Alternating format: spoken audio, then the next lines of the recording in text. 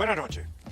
La semana pasada les hablé del expediente que Guaidó tenía que construir.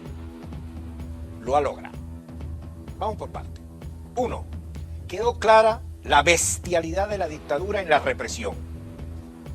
Quienes traían la ayuda humanitaria lo sintieron en sus carnes. Segundo, la presencia de los cuerpos paramilitares en estas acciones. Entiéndase lo que conocemos como colectivo. Como consecuencia de eso, la división existente entre la Guardia Nacional y el resto de las Fuerzas Armadas. Cuarto, la sevicia mostrada frente a los Pemones. Por su parte, veamos el otro lado. ¿Qué logró Guaidó? 1.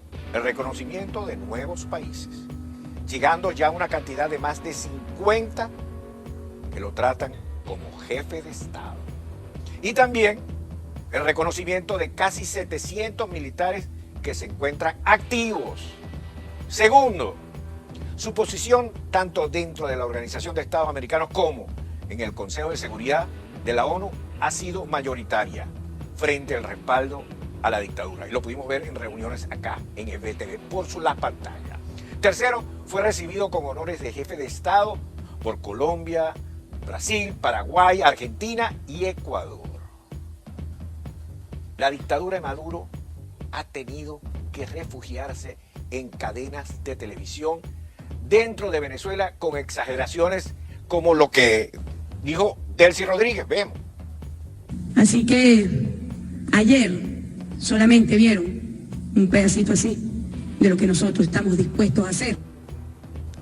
Después de esta declaración de Rodríguez, de esta torpeza que no tiene límite, y lo ocurrido con el periodista Jorge Ramos, por parte del otro hermano Rodríguez y de Maduro, Cuba toma la dirección política del conflicto.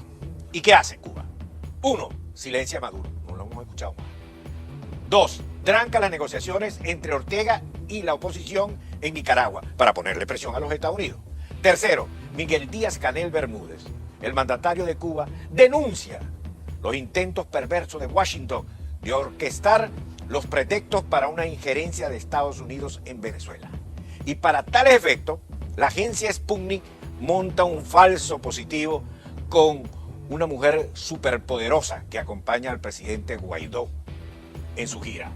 Por cierto, esta mujer, que no oculta para nada, coloca en su Twitter: culminó un recorrido exitoso por Brasil y Paraguay. Fue un placer tener el honor de conocer a los líderes del gobierno, etcétera, etcétera, etcétera. Y por supuesto hacer referencia a Guaidó. ¿Qué nos sigue? Los cubanos nos vuelven con los mismos cuentos, con los mismos fantasmas. Y por lo tanto, agarran a la Rodríguez y la despachan para Moscú, esperando, reunirse con Putin. Pero esto no se dio. Es que no hay clima de guerra fría. Y aquí no se trata de la discusión del bloqueo cubano ni nada de esto. Se quedaron atrás la gente de Cuba.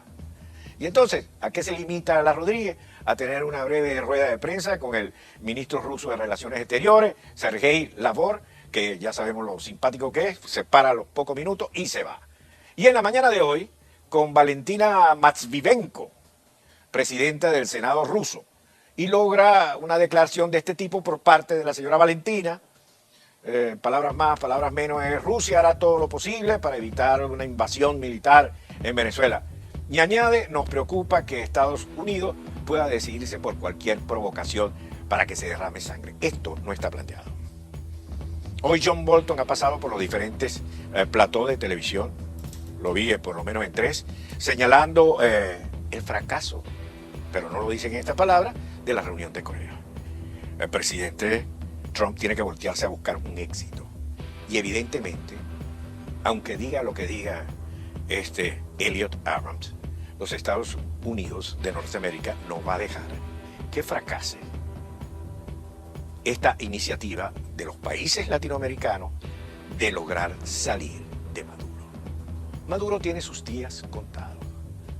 ¿Y por dónde viene? ¿Por dónde viene? Se le va a fracturar las Fuerzas Armadas Nacionales. Ahí viene el gran quiebre. ya comenzó cuando el ejército no se vio involucrado, ni la marina, ni la aviación, en la represión que hicieron la Guardia Nacional y los colectivos. El quiebre de las Fuerzas Armadas viene. Y ojo, que quede claro, Guaidó entra y tendrá su concentración. Ya tiene inclusive las horas, lo voy a decir en el transcurso del programa. Y en el supuesto negado que Cuba le dé instrucciones a Maduro para que haga algo contra el presidente, las consecuencias no se harán esperar. Pero a esta altura, les puedo afirmar, Guaidó entra. Guaidó tiene sus concentraciones. Se quiebra el orden militar y la ida de Maduro se hace cada día una realidad. El problema del narcotráfico de Cabello y Company, el problema del Hezbollah, esos son otras cosas. Breve pausa y seguimos. ¿Cuál es el país que se va a encontrar el presidente Guaidó? ¿Cuál es el sentimiento mayoritario? ¿Las esperanzas están cifradas en qué? Todas estas preguntas se las vamos a formular a un gran periodista y gran compañero de ruta, Pedro Pablo Peñalosa, el Triple. Triple, ¿cuál es el país que se va a encontrar Guaidó mañana? Bueno, yo destacaría en este momento de Venezuela, primero que hay mucha incertidumbre, por supuesto, mucha ansiedad. La gente quiere un cambio, está movilizada por ese cambio, pero obviamente no hay nada en este momento seguro, claro. Y eso, por supuesto, que es normal, hay que decirlo. En cualquier proceso de transición genera mucha incertidumbre, mucha ansiedad. Quizás sea la expresión más correcta. Luego también un país que, como usted bien sabe, a nivel económico, social, está en ruinas. Un país que con los servicios en colapso, un país con hiperinflación, con escasez de alimentos y medicinas, lo que hemos estado viviendo en estos últimos tiempos, pero que con el pasar de los días se va profundizando. Pero repito, sobre todo un país que está movilizado, que tiene una esperanza, sí, como decía, una incertidumbre, ¿cierto? Pero que nuevamente ve que es posible alcanzar un cambio y en ese sentido va tratando de acompañar la actividad tanto de Guaidó como de la Asamblea Nacional en esa hoja de ruta que se ha trazado marcada por 3 puntos: el cese de la usurpación, la instalación de un gobierno de transición y la convocatoria de elecciones libres. ¿Qué ha cambiado desde que Guaidó salió del país y se trancó lo de la ayuda humanitaria a este lunes que viene? ¿Qué ha cambiado en esta semana? ¿Cómo ves, cómo aprecias tú el sentimiento venezolano? Si sigue igual, o hay un cambio, o hay una luz de esperanza, ¿cómo lo ves?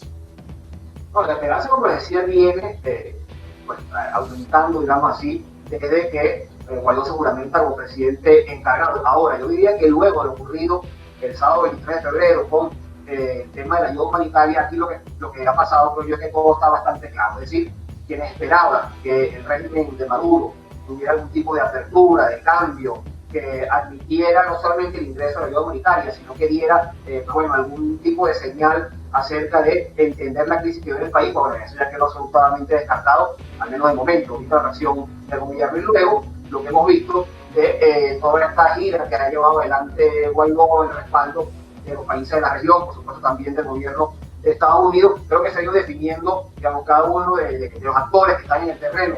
Venimos también de este debate que se dio en el Consejo de Seguridad, donde Estados Unidos lleva una propuesta que es bloqueada por Rusia y China, pero digo que en ese terreno internacional, en ese tablero internacional, las piezas se han ido colocando y creo que ya cada quien va leyendo con más claridad lo que está pasando allí, hasta dónde puede, digamos, este conflicto venezolano tener un impacto internacional. Lo que le digo, la esperanza está allí, pero creo que cada vez también más aterrizada, sabiendo que es un proceso largo, complejo, que no es sencillo, que no tiene una respuesta fácil ni inmediata, pero que tiene que seguir, digamos, insistiéndose para buscar el quiebre que permite entonces esa transición democrática.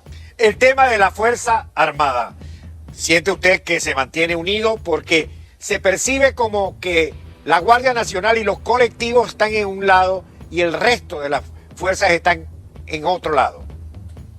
Bueno, yo destacaría ahí son dos cosas. Una, las declaraciones que ha dado el general retirado Hugo Carvajal, jefe de inteligencia, que ex jefe de inteligencia durante el gobierno de Hugo Chávez, que bueno, ha dicho algunas cosas acerca de cómo está la Fuerza Armada, ha marcado esas diferencias que usted señala, sobre todo denunciando la situación dentro de la Guardia Nacional. Pero por otro lado también está este fenómeno que se ha dado luego del 23 de febrero de casi 600 militares, la última vez que pude ver, que habían cruzado la frontera de Venezuela. Al margen de lo representativo que puede ser ese número o no, lo cierto es que este tipo de hechos lo que hace ver es que esa unidad monolítica, tal como se quiere vender, al parecer no es tal, o que puede al menos resquebrajarse. Porque, repito, no es normal, más allá de que se quiera disminuir desde el régimen chavista, se quiera disminuir el impacto del número, no tanto que 600 funcionarios militares crucen la frontera y busquen refugio en Brasil, en Colombia, la mayoría de ellos en Colombia. Entonces, obviamente, eso también genera un debate que se puede decir que es consecuencia de lo que pasó con el tema de la ayuda humanitaria, y repito, de lo que ha dicho también el general Carvajal, dando a entender que, bueno, que también hay una fuerza más, se genera un debate al interno con lo que está ocurriendo en el país. Y en torno al liderazgo, ¿es monolítico la alianza de los líderes políticos o hay divisiones a nivel del gobierno? Cabello tiene una línea, Maduro tiene otra. ¿Cómo está eso? No, yo creo que más allá de diferencias que puedan tener, lo cierto es que se han mantenido unidos porque hay un gran pegamento que es el poder. Y obviamente ellos allí han logrado, más allá de sus discrepancias, de sus diferencias que existen, que son naturales, además de cualquier movimiento político, han logrado bajar la atención a esto para mantener la unidad, que hasta ahora ha sido la clave para que ellos puedan estar en el poder. Obviamente, esa unidad pasa por ese respaldo militar, que hasta este momento se ha expresado así en la cúpula militar y sobre todo en la figura de Padrino López. Pero, obviamente, ese elemento, que es el que han podido mantener allí, repito, al margen de las diferencias que pueden existir, es lo que lo mantiene en el poder. Del lado de la oposición, hay que decirlo que si bien hasta hace muy poco las noticias eran sus discrepancias y sus diferencias, bueno, también han logrado alinearse y están allí todos jugando en el mismo sentido. Más allá de los matices que existen también, más allá de las diferentes lecturas, bueno, todos están allí en un solo sentido, apuntalando tanto el liderazgo de Guaidó como de la Asamblea Nacional. Una pregunta muy difícil, Triple, no la pregunta, sino la respuesta. ¿Estamos cercanos a un desenlace o todavía esto pica y se extiende sin consideración? Bueno, yo creo que ahí la respuesta es lo que le decía que ha señalado el propio Guaidó. Hay que entender esto como un proceso. Es decir, si la gente cree que va a dormir hoy y mañana está todo resuelto, obviamente vivirá una decepción y una frustración permanente. Hay que entender que este es un proceso muy complejo. Hasta hace muy poco, hasta hace un par de semanas, diría yo, 4 semanas atrás, la gente no pensaba en este escenario. Y más de un observador internacional daba por hecho que Maduro continuaba sin mayor inconveniente en el poder hasta el mínimo 2025. Hoy en día ese debate, tanto en Venezuela como en el exterior, es distinto, porque hay elementos que se han ido sumando. Entonces hay que entender que esto hay que ir midiendo, lo que hay que ir observando lo que va ocurriendo también. Por supuesto, hay un llamado de la Asamblea a movilizarse, que Guaidó a movilizarse, y la gente tendrá también que hacerlo, entendiendo que la presión externa es importante, pero también muy importante la interna. Pero esto hay que entenderlo así, un proceso donde nadie tiene la fecha exacta, nadie sabe cuándo esto puede llegar a cumplir o no, pero que si no haces nada y te quedas en tu casa, si te rindes, no pasará nada, y eso favorecerá la continuidad del régimen chavista. Quieren que todos esos elementos internacionales y también internos, pues sumar fuerza para ese cambio, pero obviamente no será sencillo, ya no lo fue, son 20 años de régimen chavista, o sea, no fue fácil, no fue sencillo, pero lo cierto es que sí ha habido un cambio muy claro de las últimas semanas, de un escenario que la gente daba, ya repito, como hecho, donde prácticamente, bueno, la gente decía que no hay manera de que esto cambie, a este debate que estamos teniendo ahora, que es hablando de la posibilidad de que exista un cambio en Venezuela. Muchísimas gracias, Triple, por haber atendido a nuestra llamada. Muchas gracias, Triple. Estaremos pendientes de lo que vaya ocurriendo en Venezuela, no solamente con las emisiones informativas, con los distintos programas. Si es necesario, habrá un Citizen especial, porque evidentemente estamos en el umbral de un nuevo país. Buenas noches.